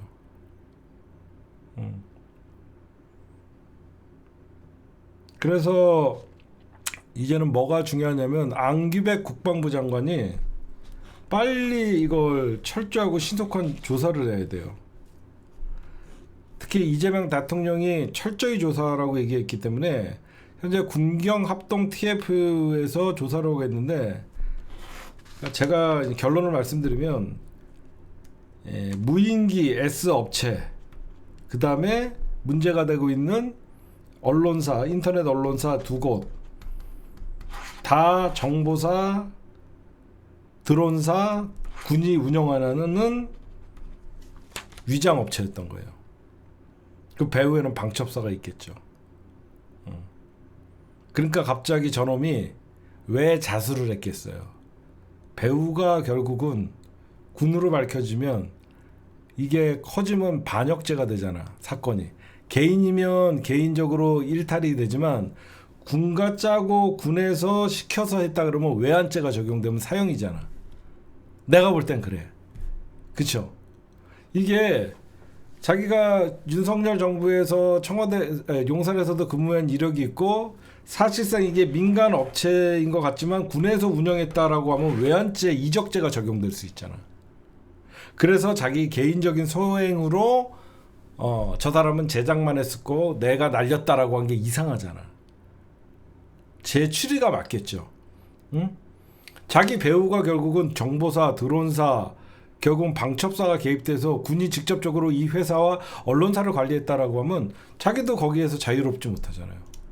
외환죄, 일반 이적죄가 적용이 되면 사형 아니면 그렇게 되니까 이놈은 자기는 그냥 민간인 차원에서 드론 업체에 근무하는 사람으로서 북한의 어떤 오염도를 측정하기 위해서 날렸다라고 하면 뭐 항공법 위반이 적용되거든요.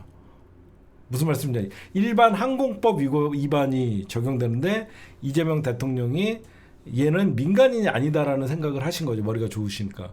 그래서 형법 111조라는 사전죄라는 거, 사전에 사적으로 전쟁을 일으키려고 했다. 근데 그건 민간인일 때나 사적으로 전쟁을 일으키려고 했지만 얘가 정보사나 드론사의 지시를 받아갖고 했다라고 하면 어떻게 되죠? 이거는 군 형법의 이적죄나 외환죄가 돼버린 사형이잖아. 그래서 먼저 나 혼자 했다 이렇게 하니까 이제 꼬리 자르기죠. 그래서 사이트를 폐쇄하고 지금 여기저기서 일이 벌어지고 있는 거예요. 아직도 드론사, 그래서 드론사 빨리 폐쇄를 해야 되고 드론사랑 정보사 철저하게 지금 얘기를 해야 되고, 지금 무인기 날렸다라고 주장하는 애가 군 정보사와 일한 게 밝혀지고 있어요.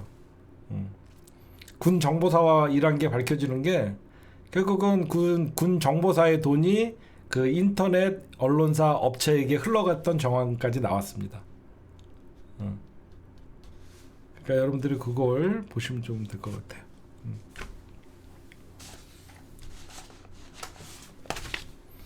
국가보안법은요 방어적 개념이에요. 이적죄나 외환죄는요 전쟁을 일으키는 공격적 개념이에요. 국가보안법에는 찬양 고무죄나 이런 일반 불온 서적이나 그런 게 국가보안법에 해당되는 것이고, 이거는 보안이 아니라 우리가 공격을 한 거 아니에요. 외환죄, 일반 이적죄가 되는 거예요. 그렇게 여러분들이 좀 보시면 될 것 같아요. 그 다음에 여러분들 이제 12시가 넘어서 1월 21일이죠. 아직도 내란은 진행 중이에요. 여기저기서 정리 안 돼서 이번에 진짜로 여러분들 북한이 저걸로 흥분해 갖고 이것들이 아직도 이재명 정부에서, 그러니까 저는 왜 그러면 결론은 안 냈구나. 왜 그러면 이런 짓을 했냐? 이재명 정부나 윤석열 정부나 똑같다. 그래서 북한이 지금 이재명 정부가 들어서고 나서는 어떤 뭐 말은 시큰둥하게 하지만 자극을 하는데 이재명 정부도 북한에 무인기를 날린다라고 해서 북한이 휴전선에서 도발을 하게 하려고 했던 게 아니냐. 저는 지금 그 생각을 해요. 그렇죠? 이재명 정부도 똑같다. 그래서 북한의 도발을 자극하게 하면 어떤 내란이나 이런 문제보다도 또 미국이 개입하게 되고 뭐 그런 거를 노리지 않았나. 그런 생각을 하고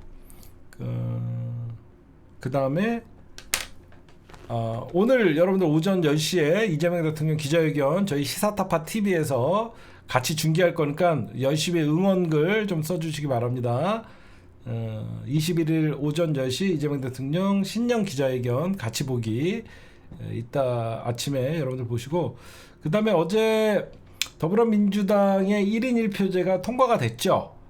1인 1표제가 최고위를 통과하고 당무위를 통과해서 그 다음 단계는 이제 권리당원들에게 여론조사를 묻는 게 22일부터입니다. 여러분들 요거 하나 좀 잘 보시고 권리당원 1인 1표제 온라인 의견 수렴이 어떤 거냐? 개정 당원 제25조를 개정하는 것이고요. 당대표 최고위원 선출 시 대의원 권리당원 투표 반영 구제를 현행이 20대 1이잖아요. 대의원은 뭐라고 우리보다 목숨이 뭐 19개 더 있는 것도 아닌데 20대 1이에요. 근데 이거를 1인 1표제로 변경한다. 뭐 전략지역 뭐 대구나 이쪽에 대해서는 가중치를 부여해야 한다. 그거는 저쪽 의견을 받아들인 거고. 그럼 언제냐? 지난번에 권리당원들의 의견 수렴이 한 80% 나왔었잖아요. 그럼에도 불구하고 이 중앙위에서 정적수 미달로 부결시켰잖아요. 지난번에는 중앙위 선거가 오전 10시부터 3시 5시간밖에 안 돼갖고 중앙위에서 투표율이 저조한 거 맞죠. 근데 이번에는 2월 2일 3일날 중앙위 투표되니까 안심해도 될 것 같고 일단 왜 의견 수렴이 중요하냐. 여기서 당원들의 1대1 비율 어떻게 보면 1인 1표제의 찬성률이 높아야지 아무래도 통과나 중앙위에서 우리가 압박을 지난번에 투표에 참여를 안 했다던가 아니면 반대를 했던 사람들도 당원들의 요구가 이렇게 크니까 거스를 수 없다라고 하죠. 언제 하냐? 목요일, 내일은 수요일이고 그 다음날 목요일 오전 9시부터 토요일 오후 5시까지 22, 23, 24 3일간 6개월 이전에 입당하고 1년 이내 6회 이상 당비를 납부한 권리당원 이 기준이 작년 12월 1일입니다. 의견수렴 온라인 알람톡 발송을 해요. 온라인으로 알람톡이 발송되면 여러분들이 그 링크를 타고 들어가고 투표하면 됩니다. 발표는 24일 토요일 5시에 예정돼 있어요. 그러니까 22일 목요일부터 토요일까지 3일간 투표를 한다. 나는 이틀인 줄 알았는데 3일이에요. 이거 여러분들 이따가 나중에 나오면 계속 얘기하도록 하겠습니다. 그리고 마지막으로 제가 그저께는 강덕구 의원을 강하게 비판을 했습니다. 저러려고 최고위원이 됐냐. 강덕구 의원이 지금 재선 의원이거든요. 강덕구 의원이 재선 의원이 되기 전부터 우리는 검찰개혁을 주장했고 민주당이 어떻게 보면 김대중 대통령부터 검찰 어떤 그 당원 주권주의 그 특히 문재인 대통령이 온라인 2015년 온라인 그 당원들 모집한 이후에 10년 전부터 우리는 이 대의원제의 문제를 알고 있었고 그래서 계속 당원 1인 1표제를 주장해 왔는데 강덕구 의원이 특정인을 지정을 해서 마치 정청래가 재선을 위해서 이 당원 개정을 하려는 것 같은 앞뒤가 맞지 않는 얘기를 하길래 저희가 강하게 비판을 했죠. 근데 많은 분들이 이제 제가 정중하게 권리당원입니다. 1인 1표제는 거스를 수 없는 민주당의 어떤 오랜 어떤 그 수건입니다. 당원들의. 보내려고 했는데 뭐 안 읽어요 이런 분들이 굉장히 많았죠.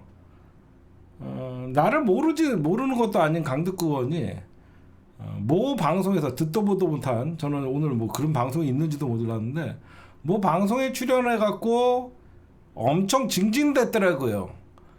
밤새도록 수천 통의 수백 통 수천 통의 뭐 문자 폭탄을 받았다. 이런 말씀을 드리고 싶어요. 강덕구 의원님, 그 문자 폭탄이 아닙니다. 애정이에요. 당신이 잘하면 잘했다고 응원의 문자가 갑니다. 왜 그 문자 폭탄을, 본인은 사생활, 가정이 있고 사생활이 있다. 이분들 그 새벽에 할 일이 없어서 강덕구 의원님에게 문자를 보냈겠습니까? 그만큼 민주당을 사랑하고 강덕구 최고위원이라 하는 발언이나 가는 길이 잘못됐기 때문에 민주당의 당원으로서 정당한 의견을 제시한 거예요. 단순히 새벽에 문자가 왔다 그래갖고 문자 폭탄을 받고 인권 침해를 운운하는 그 당신의 그 못난, 당신은 국회의원 자격이 없더라고요.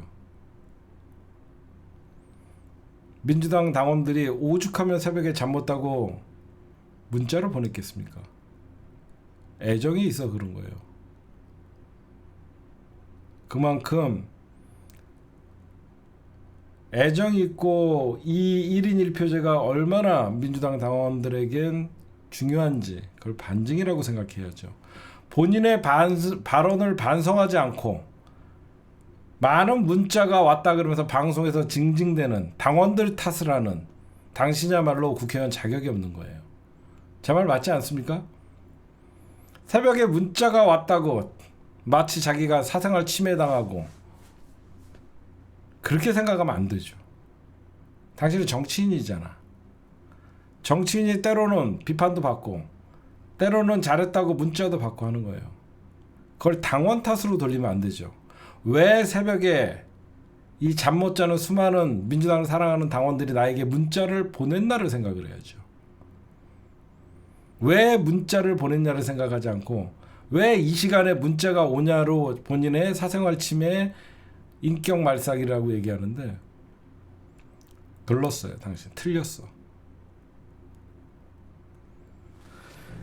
그렇게 문자를 보냈는데도 불구하고 기조를 바꾸지 않는 당신이야말로 당원들 개무시하는 거죠. 안 그렇습니까, 여러분들? 그렇게 문자를 받아갖고 정신 차릴만도 한데 그걸 방송에서 문자를 보낸 사람들이 마치 잘못된 사람인처럼 얘기하는 거 보니까 아직 정신 못 차렸습니다. 제가 볼 땐 아직 정신 못 차렸어요. 안 그래요? 그렇게 문자를 보냈으면 당원들이 오죽하면 보냈는지 하나하나 읽어보고 내가 뭘 잘못했는지 생각도 해보고 억울한 점이 있으면 나에게 전화를 하든가 비겁하게 딴 데 방송에서 징징대고 그게 정치인이 할 짓입니까? 어? 안 그래요? 왜 보낸지를 생각해야지. 내 발언에 뭐가 문제가 있었는지 고민이라도 해보고 반성이라도 해야지. 무조건 나는 똑바로 얘기했다. 다름을 인정해달라. 이론상 맞죠. 다름을 인정해달라. 때로는 다름이 아니라 틀림이에요. 왜 당원들이 분노했냐? 그걸 다름으로 받아들이지 않아요. 당신의 논리는 정청래가 연임을 위해서 당원 개정을 하려고 그런다. 천만의 말씀. 3년 전부터 당원들이 요구했던 겁니다. 제가 그 현장에서 민주당 앞에서 시위했던 사람이에요.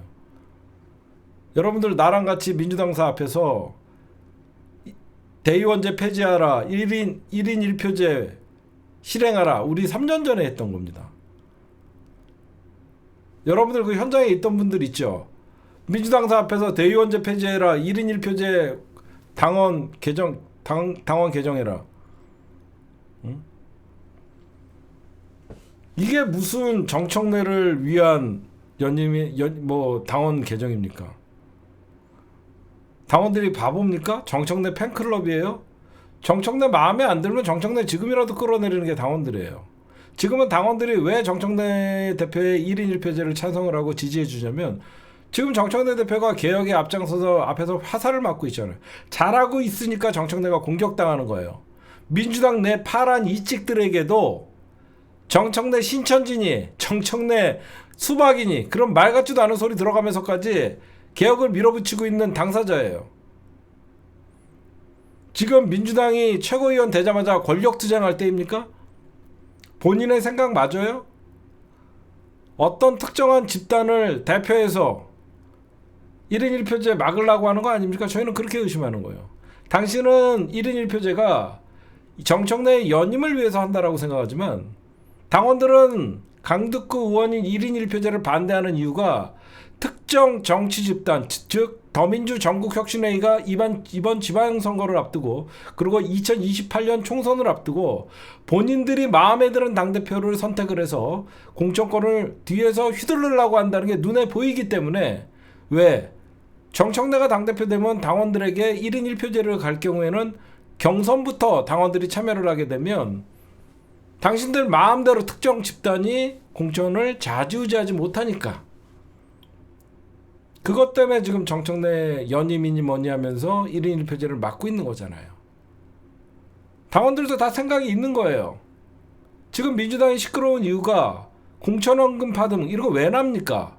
여태까지 기초단체장 즉 기초의원들, 시의원, 구의원 현재 국회의원들이 자기 지역구에 있는 시의원, 구의원 다 본인이 결정해갖고 사실상 공천했잖아요.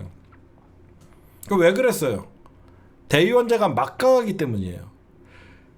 그 지역의 국회의원이 대의원을 꽉 잡고 있기 때문에 그 지역의 시의원, 구의원까지 다 자기 마음에 드는 한마디로 자기 지역구, 자기 대신 지역구 관리할 사람을 심어놓은 거죠. 이제 그 지역에 한 30명, 50명 되는 대의원만 잘 관리하면 되던 국회의원들이 그 지역의 모든 권리당원들을 관리해야 되는 시대가 된 거예요. 그러면 시의원, 구의원에 도전하는 사람들이 앞으로는 그 지역의 국회의원을 바라보고 정치할 필요가 없는 거예요. 그 지역의 일꾼, 즉 그 지역의 민주당 당원들을 위해서 일하면 되는 한마디로 공천 헌금, 공천 파동, 억울한 컷오프 이런 거 없어지는 거예요. 개파 줄서기, 누가 저민주 전국혁신회의에서 미는 후보다 이런 거 다 필요 없는 거예요. 이제 어떻게 보면 민주당이 오랫동안 이어 내려온 이런 나쁜 관습이죠. 시의원 얼마, 구의원 얼마. 민주당뿐만 아니라 원조 차떼기당, 새누리당부터 지금 국힘당도 이런 문제에 대해서 자유롭지 않을 거예요. 1인 1표제는 늘 민주당 지지자로서 마음 아프고 늘 속상했던 개파, 그 개파들의 싸움, 개파 청산이 가장 우선되는 게 1인 1표제입니다. 그 개파들의 힘을 자랑할 수 있었던 게 뭐예요? 결국은 민주당 150석을 갖고 있는 국회의원이 150석이라고 하면 그 150명 중에 한 70명이 모여갖고 대의원만 관리하면 모든 당대표부터 민주당 지도부를 자기네 마음대로 구성할 수 있었어요. 이재명 당대표 되기 전에는 대의원과 일반 권리당원의 표의 등가성이 70대 1이에요. 사실 90대 1까지 벌어져요. 대의원 한 표가 90표 정도의 영향력이 있었어요. 민주당의 대의원은 15,000명 정도 됩니다. 그 15,000명이 실제로 매번 현장에서 투표하는 100만 명 가깝게 되는 사람들보다 더 큰 힘을 발휘했던 거예요. 여러분들 100대 1이 되면 어떻게 되죠? 10,000명이 100만 명이 되는 거예요. 이제 제 말이 이해가 가십니까? 과거 권리당원들의 표가 참여율이 적어지면요, 표의 등가성이 90대 1, 100대 1이 돼요. 그러면 15,000명 대의원이요, 권리당원 150만 명이 표를 행사하는 거였어요. 어마어마하죠? 이 15,000명, 전국에 있는 의원들이 거느지는 50명씩 다 합쳤더니 15,000명이 표의 등가성이 90대 1, 그리고 뭐 100대 1이라고 치면 150만 표인 거예요. 그러니까 여기서 대의원에서 50%만 자기 사람은 표로 확보를 하면 앉아서 75만 표를 가져가는 거예요. 그러면 아무리 권리당원에서 이겨봐야 상대가 안 되는 거예요.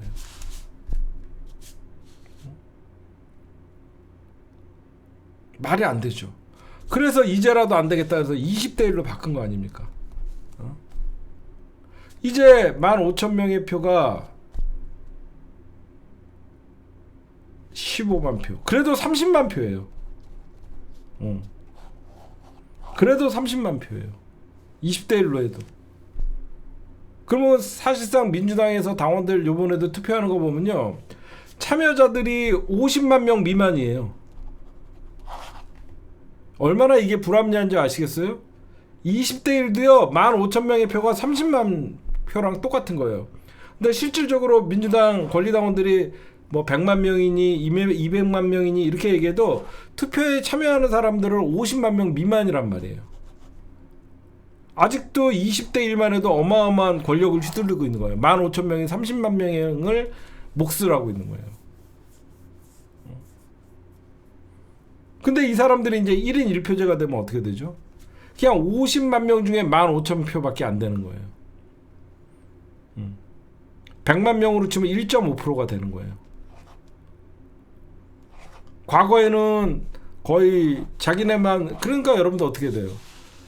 지역구 국회의원들이 이제 특정한 대의원만 관리하고 그런 시대가 아니라 이제는 그 지역의 당원들의 목소리를 듣게 되고 그 시의원, 구의원들은 그 국회의원의 눈치를 보는 게 아니라 그 지역의 당원들에게 잘할 수밖에 없는 거죠. 이거 되게 큰 거예요, 여러분들. 그래서 예전부터 제가 3년 전부터 1인 1표제 가해지 된다. 이게 개파 청선의 지름길이다. 이게 특정 개인의 유불리 때문에 이번에 개정하는 게 아니다. 그리고 가장 이해가 되지 않는 게, 우리가 늘 어떤 사람을, 정치인들을 비판할 때 이런 얘기를 해요. 그 사람의 공약 이행률을 얘기합니다. 아니, 당대표 되기 전에 1인 1표제 반드시 통과시키겠다라고 한 것은 박찬대 의원도 마찬가지고, 아니 당대표가 자기가 당대표 되는 과정에서 자기 공약을 실천한다는데 이제 와서 딴지 거는 게 너무너무 웃기잖아요. 이 모든 배후에는 더민주 전국혁신회의, 지방선거 장악하고 2028년 정청래를 떨어뜨리고 그러니까 그러니까 올해 전당대회에서 자기네 마음에 드는 당대표를 세우고 2028년도 공천권을 특정 계파가 차지하기 위해서 이 사전 작업을 하면서 지금 민주당이 하나가 돼서 내란 청산, 민생 경제 회복을 해야 됨에도 불구하고 당내 시끄럽게 하는 게 주 목적이 바로 이 더민주 전국혁신회의라는 거예요. 제가 왜 이런, 어떻게 보면 제가 저 혼자 더민주 전국혁신회의 해체라고 계속 목 터지게, 저밖에 없죠 여러분들. 여기저기 방송 봐도. 왜? 구독자 떨어질까봐. 다른 사람들 얘기 안 하잖아. 저는 민주당이 이거 진짜 더민주 전국혁신회의 방치하면 안 되거든요. 더민주 전국혁신회의에서 밀은 여가부 장관 후보자가 강선호 아닙니까? 강선호 아니에요. 더민주 전국혁신회의에서 밀은 후보자가 강선호 아닙니까? 그러니까 강선호가 개판치니까 김현지 그 당시에 보좌관이 문자라도 해갖고 오히려 이 더민주 전국혁신회의의 전행을 청와대에서 오히려 사퇴하라고 얘기할 정도잖아요. 1기가 강유현인가? 2기가 강선우, 3기가 이번에 유동철. 이거 유튜버에서 자기들 얘기하면 찐명하면서 뭐 박찬대 응원하는 사람, 이 더민주 전국혁신회의 조직이 꽤 민주당에서 이제 커져 있잖아요. 얘네들 사람들이 나 왜 구독자가 좀 빠지나 했더니, 나만 더민주 전국혁신회의의 이 위험한 지금 문제들을 제가 계속 떠드니까 강북구도 더민주 전국혁신회의에서 대놓고 유동철이가 나와서 이건태랑 강북구 밀었잖아요. 제 말이 여러분들 거짓말이 아니라 상상으로 하는 게 아니라 유동철이가 진짜 나오잖아요. 그 듣보잡이었던 게 더민주 전국혁신회의 상임 공동대표라고 하면서 최고위원회 나왔다가 지지율 안 나오니까 지가 이건태를 지지하고 강북구 지지한다 그러면 사퇴하는 거 보세요. 진짜 눈에 보이잖아요. 그리고 최근에 박찬대랑 정청래 의원님이 왜 만나는 것 같아요? 뭐 언론에서는 화해했다 뭐 이렇게 나오죠. 박찬대 인천시장 나가려고 보니까 박찬대 인천시장은 나가야 되는데 시사타파나 어떤 시민들이 1인 1표제 반대하고 이건태 뒤에서 병풍 쓰는 박찬대 이런 애들 사람으로 봅니까? 그러니까 정청래 대표랑 화해하는 척하면서 정청래 대표는 하도 반명 그러니까 박찬대랑 화해했다라고 하면서 얘기하는 것이고, 박찬대는 인천시장에 나가기 위해서는 민주당 지지자들에게 고른 어떤 그 투표를, 그러니까 표를 얻어야 되니까, 그래서 만나는 거예요. 이 더민주 전국혁신의 해체라는 인간들 아무도 없죠. 지금 이 민주당의 권력 투쟁할 때냐고. 나는 한심해서 그래. 지금 민주당이 권력 투쟁할 때냐고. 언제 뚝이 무너질지도 모르고, 민주당은 여러 가지 강선호 악재가 터지고, 김병기 악재가 터지고, 여러 가지 악재가 계속 터지고, 미국의 압박이 심해지고, 환율이 올라가고, 민주당이 똘똘 뭉쳐도 지금 이재명 정부 성공을 위해서 힘든 시기인데, 여기서 찐명이니 반명이 이런 싸움할 연병들을 하고 있으니 얼마나 한심해요. 그러니까 제가 그래, 어차피 구독자 조진 인생 나라도 똑바로 얘기하자, 그래갖고 저만 주구장창 떠드는 거예요. 아니, 제가 거짓말하는 게 없잖아요. 제가 그냥 가만히 있는 더민주 전국혁신회의를 욕하는 게 아니잖아요. 하는 짓들 봐요. 하는 짓들 봐요.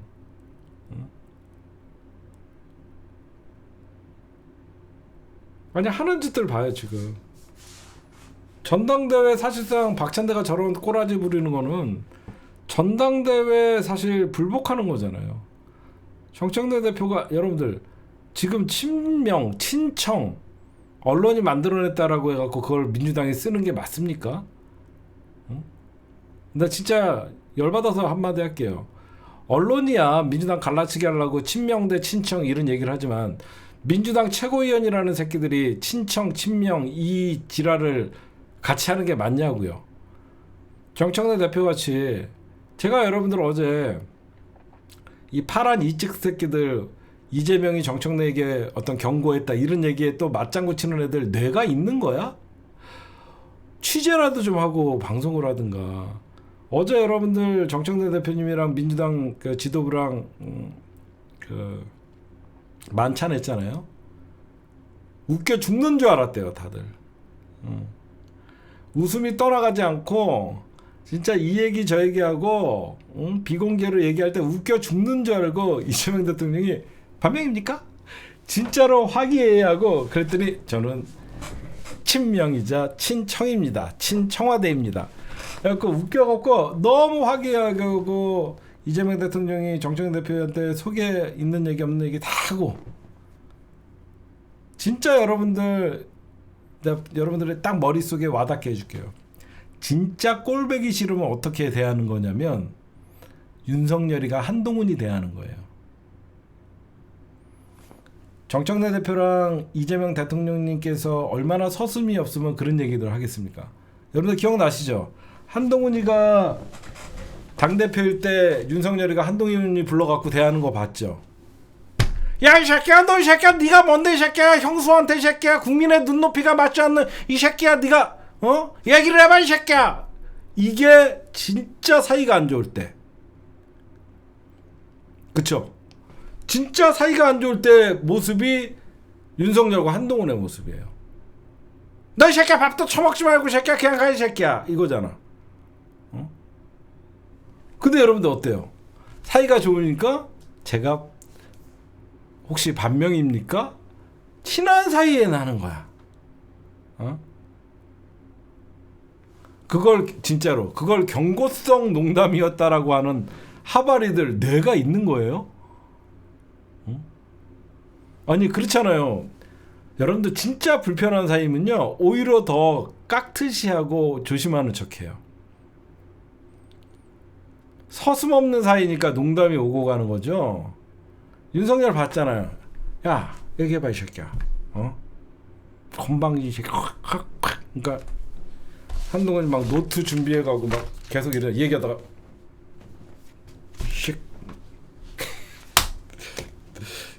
가 이 새끼야, 밥 먹으러 가야 돼 이 새끼야. 그럼 저는 밥을 안 주시는 겁니까? 가 이 새끼야. 밥도 못 먹고. 불편함은 여러분들 여러분들도 인간관계가 있잖아요. 불편한 사람한테 대놓고 야, 너 내 욕했어? 했다 어쩔래? 그럼 싸움 나는 거예요, 여러분들. 그쵸? 너 내 욕했어? 친하니까 혹시 반면입니까? 이렇게 물어본 거예요. 불편한 사이에서 만약에 이재명 대통령이 그 얘기를 했다 그러면 싸우는 자리가 돼요. 그래서 절대 청와대가 당과 싸우는 모습을 안 보여주잖아요. 응? 아유, 진짜 하바리들 해석하는 거 보면 쟤네들은 뇌가 없나 그런 생각을 해요. 경고성 계엄이냐? 그 말 멋있는데 경고성 계엄이냐? 예. 오늘 심층 분석 녹화는 여기까지만 할게요. 하여튼 22일부터 목요일부터 토요일까지 여러분들 투표할 때 제가 또 안내를 해드릴게요. 예.